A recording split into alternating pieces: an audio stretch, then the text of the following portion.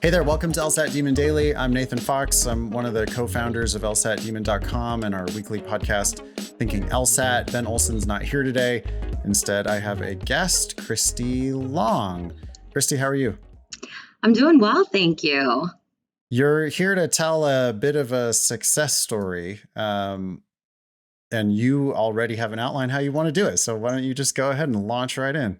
Sure. So I will preface this with, I wouldn't admit from the outright it was a success story. I think it was a happy accident success story. So maybe not anything to strive for at the outset, but Okay. Still good to hear. Okay. So I actually started my LSAT studies kind of officially in January of 2021. I enrolled with the 7-Sage LSAT program because I had found that I really liked their analytics at the time, like the specifics with the different question types, all of that, which, as I've now learned, really doesn't matter. So I had signed up for that, and I'm also someone who works best with a deadline. So I went ahead and signed up for the June 2021 LSAT at the same time, which ended up being a mistake. Yep. So I started with that program, and I also had tried scouring the internet for all kinds of resources. So I ended up stumbling upon the Thinking LSAT podcast after looking at Spotify, and started hearing you guys in February.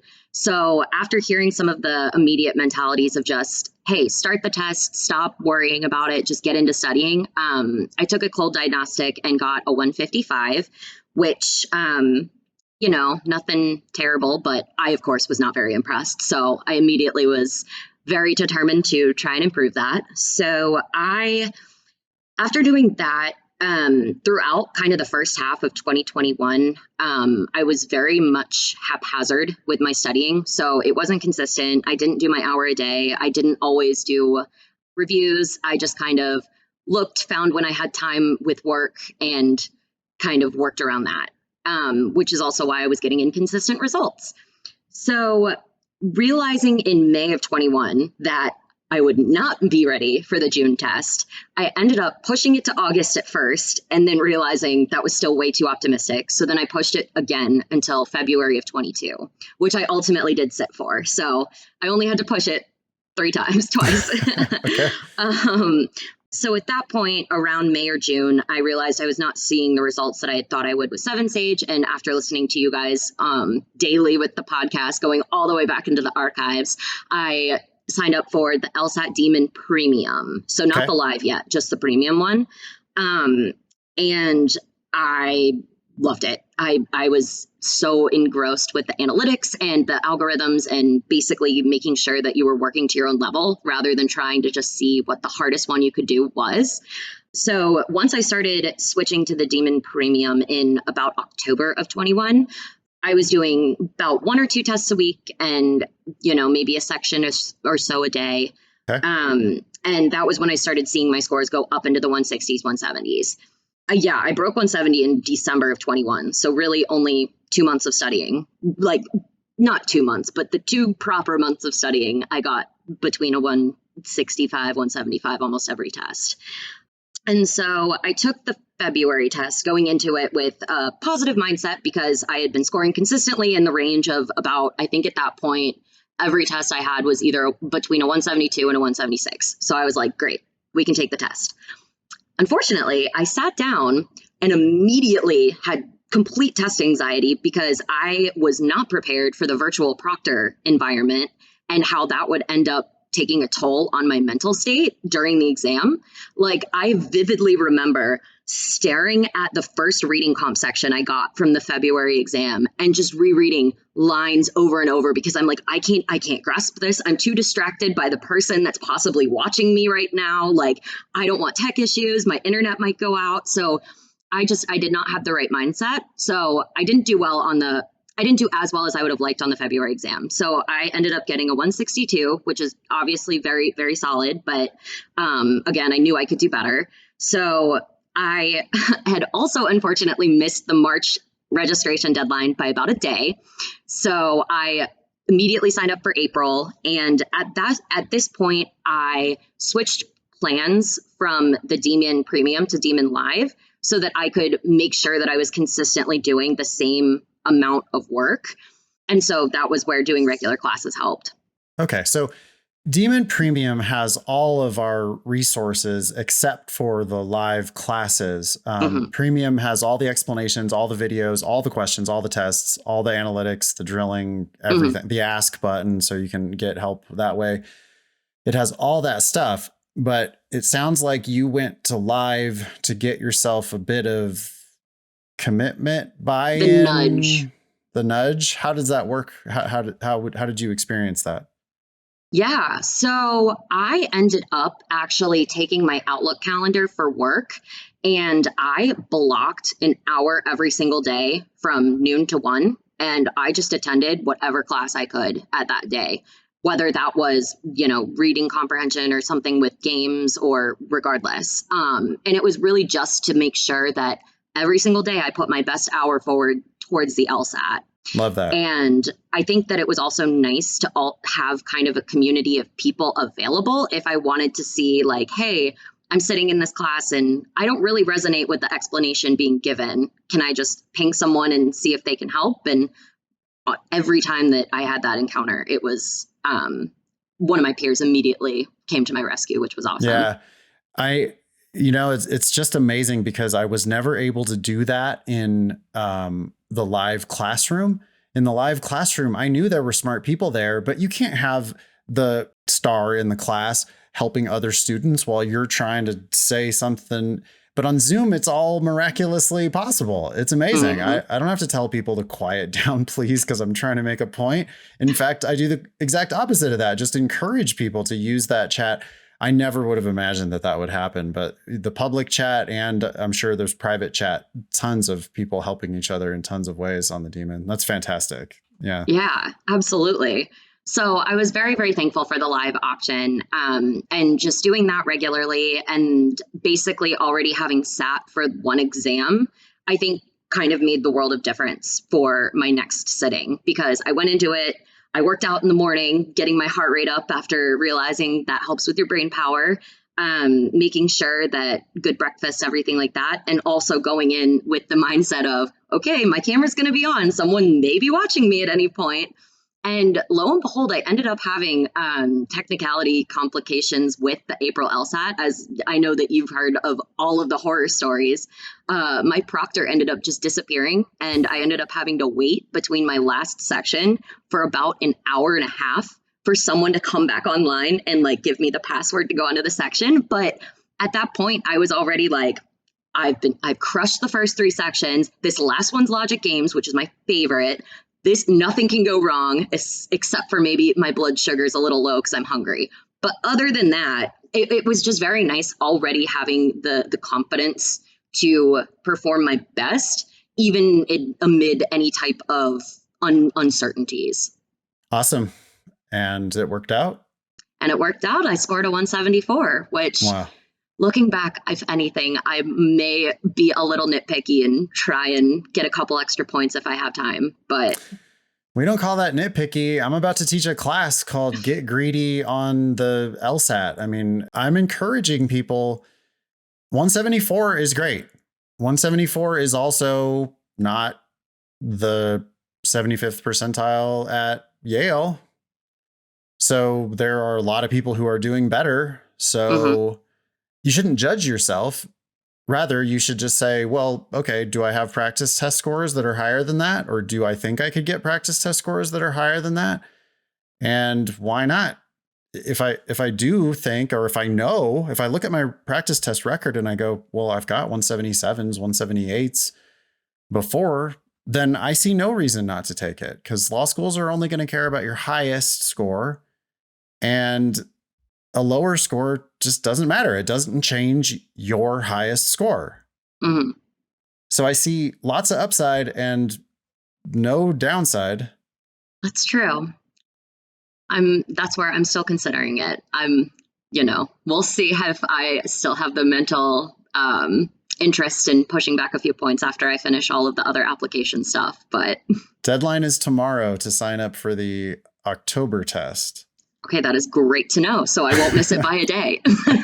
Yeah, that's not tomorrow as you hear this recording, but tomorrow, September 1st, is the deadline to sign up for October. So if you are thinking about it, you gotta decide. But I don't think, Kristy, for you, I don't think it would cost you a whole lot in terms of time or effort to prep. You've done it. Mm. You know that you're not starting over. You're just kind of staying sharp with all the things. You know how to play the game. You just have to kind of get out there and, play a little bit. And then 6 weeks later, you take the test. And if you score higher, now you're a 177 instead of a 174. I wouldn't not get greedy if I were in your shoes. So ultimately for you to decide, of course. Starting diagnostic again? 155. 155. So a jump of 19 points. 19 points so far. And, yes. We might have to update this if you do decide to get greedy and score a few points higher. What can I ask what your highest practice test score ever is right now? I believe my highest test practice was a 178. Yeah. I mean, I would be awful tempted to sit and take it again. You know what the experience is going to be like. You could have Proctor U distractions again and it could suck and you could just say, okay, forget it. But it could go totally smoothly and you could get a really manageable test or one that's like just for whatever reason, it suits you. Mm-hmm. And you just kill all 4 games and you feel really good about the reading comp and the logical reasoning. And next thing you know, you've boosted your score yet again with very, very minimal downside and limited investment. Sorry, that's not the purpose to try to convince you. No, but I appreciate it. And that's part of why I mentioned it was just because I'm like, I don't know, you are the expert. So I didn't know if it would make sense to still consider or if it really is just a wasted effort. But it sounds like it makes most sense to just sign up and see how it goes. It sounds like a fairly clear yes to me. I mean, I can't think of why you wouldn't. You don't have to hold off applications or anything like that because if they evaluate you with your 174, great, that's awesome. But if they wait because they see that you're taking the LSAT again, they're going to know that you have a 174 and think you can score higher. So I don't see how that possibly hurts you. That's a very good point. I didn't realize they could see that I was registered and then consider. So possibly. It varies school by school, and they sometimes have check boxes on their application. Like, would you like us to hold your application? Although we just recently heard a story about them, one school just somehow, I guess, neglecting that checkbox. So someone had checked it and they then got a denial letter. And it was like, well, you have a score on record. We evaluated your application. And so that's the type of thing that you have to be careful about, but you wouldn't have to be careful about that because your 174 isn't going to get you insta denied like anywhere. That is great. What else did you run through your whole agenda or do you have more stuff that you wanted to talk about? That was my outline, at least. I wanted to make sure that I just remembered my specific story because, I mean, to be honest, I've even socialized the LSAT since like 2015 when I was an undergrad still, because I was like, I like exams and this one seems fun. So maybe I should just learn it. And like I have my old GMAT book and an old LSAT book from 2015 just for that exact reason. And I distinctly remember being on vacation with my parents while I was in college, sitting at the pool somewhere and like doing the logic game where you have like 4 numbers and it's the one where you have to try and put it in the order of what they are. I think it's the like one of the free tests that you have on the LSAT, the Demon free. Yep. I like distinctly remember that just being like, this is so much fun. And people looking at me like, who is this weird girl doing work on the poolside?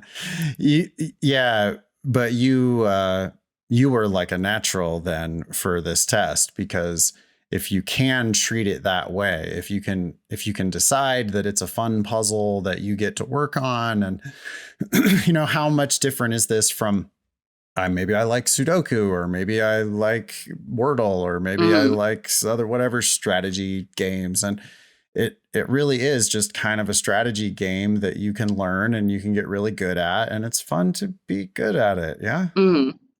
Oh, absolutely. If anything, too, I think that the interesting part of like being super critical with the test is at the time when I was like prepping for my last couple of months, I was more commonly getting to the part where I hated all 5 answers than I rarely, if ever, was debating between two good ones. It was always, okay, none of these make sense. Which one makes the closest amount of sense? And like trying to deduce that. No, it's not. But then, you got to the point where you were like, well, there's not a second best answer. There's just kind of none of these answers. They're all I don't even like any of them. And yet you can figure out how to get that question right anyway, because you're like, well, you clearly didn't intend that to be correct. No, I cannot vouch for that. Nope. There's no way in hell I'm picking that. And then you find one where you're like, well, okay. I mean, maybe you meant this other thing. And then you can even get to the point where now it makes perfect sense because you're like, well, I hated it the first time through, but I know one of these has to be right. And then when you look at it again, you go, oh, I just interpret this one word in this other way. And now it clicks 100% into focus. It makes perfect sense. Okay, that's the answer. Next one. And that's a fun game too, right? It's just so satisfying to unlock. Yeah. How did you were just naturally like that? Or do you think that's something that can be cultivated? Oh, that's a great question. I think it's definitely something that can be cultivated because I think at first when I started studying, I did not have that right critical mentality. And I definitely remember my first couple of months studying, I was always kind of like, oh, well, this could make sense or this could also be right. But you have to continue to tell yourself, no, this test was written by lawyers who want you to like get this wrong. You need to outsmart them and figure out what they actually mean and read the words and see what they're saying. Yeah. I mean, that was kind of the biggest takeaway is you just need to think critically. That does not mean that it is a test of traps. Oh, no, correct. I do not want people to hear that and go, oh, yeah, so it can't be that one because that one's too obvious. So it's got to be this other one that I don't understand. That leads to imposter syndrome errors all the time. Yes, the one that makes perfect sense, that's the answer. The majority of the questions are straightforward and easy. But then when you can't find an answer, or if you just actively don't dislike all five, then you do have to remember, oh, but one of them is definitely correct and it's on the page. And I just have to it's kind of like lowering your standards a little bit, but you only do that after you already passed on all five in the first place, right? Yes, absolutely. Yeah. Absolutely. And that's definitely only for like the hardest of hardest questions, not any of the average ones by any means. I was talking to a student today who helpfully was willing to volunteer in class that they had, they go, well, yeah, so, I mean, that one was my runner up. And then this one, and I'm like, your runner up? Like that was my runner up. And I was right that she had actually been doing the questions that way, like looking for a runner up. Interesting. Yeah. I had never heard that before, but it echoes some like terrible bullshit that I heard from, I think, Princeton Review or something like, well, you don't have time to really figure it out. So what you do is you go through and get rid of the three worst ones and then decide between the two that are left. That is a terrible, terrible way of doing the test. And you need to be more like Kristy and find that like, well, it's either obviously this one or I don't like any of the five, but I still know that it's this one because I figured it out. Exactly. Amazing. Who's that in your lap? We should have done this sooner. Sparkles.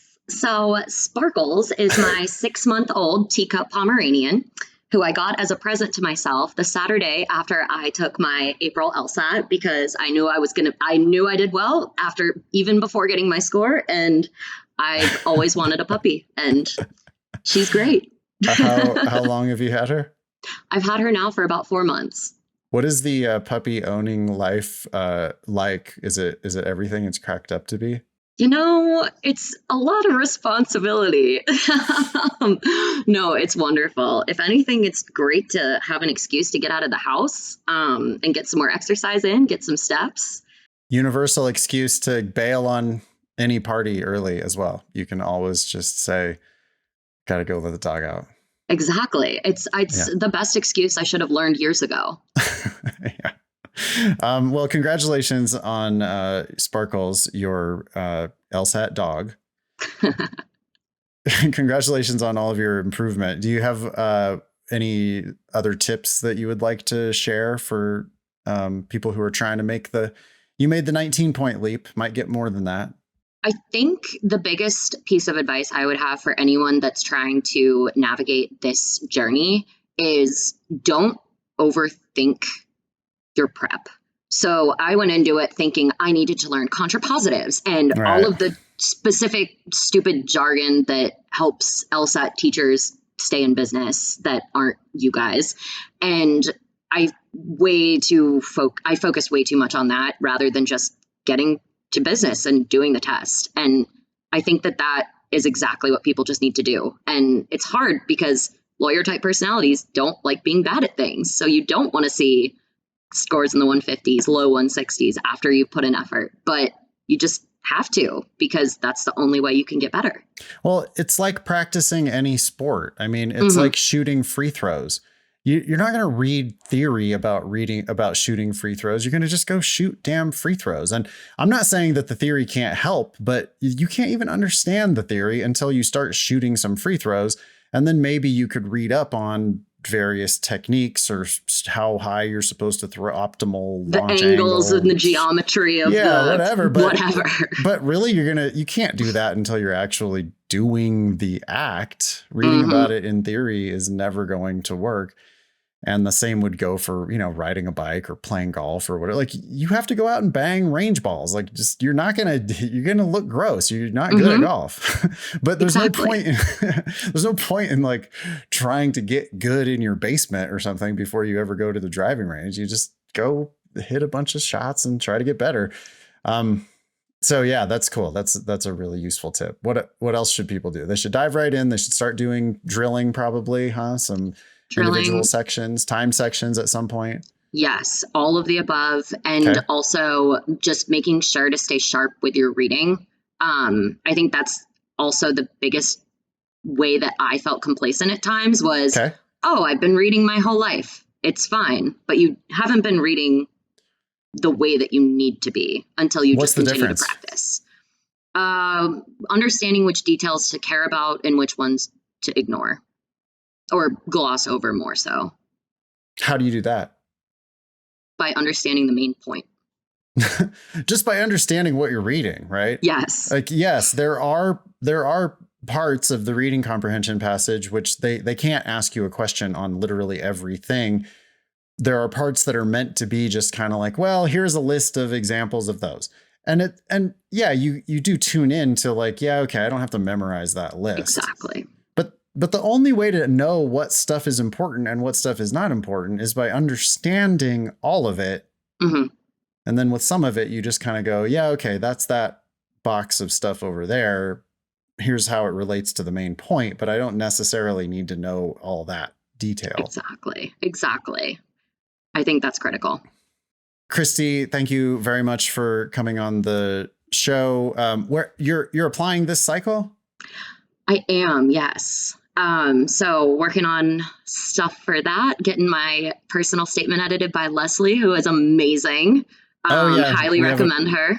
Yep. Leslie Blodgett, a personal statement editor on staff at the Demon. She's awesome if you do want to pay somebody for one-on-one help with your essays. And what you doing for the next year before starting law school? So I will continue to work. So right now I am in a corporate strategy role, and I am going to continue to make money while I can, and hopefully get a couple of months off before starting school. But other than that, I think just kind of doing the same grind that I have been for the last couple of years. Awesome. Cool. Email daily@lsatdemon.com if you'd like to ask us a question or share some LSAT or law school admissions news. Thank you, Kristy Long, for coming on the show and sharing your story. I do hope you take it again and score even higher. Love to do an update. Yeah, me too. Thanks for listening.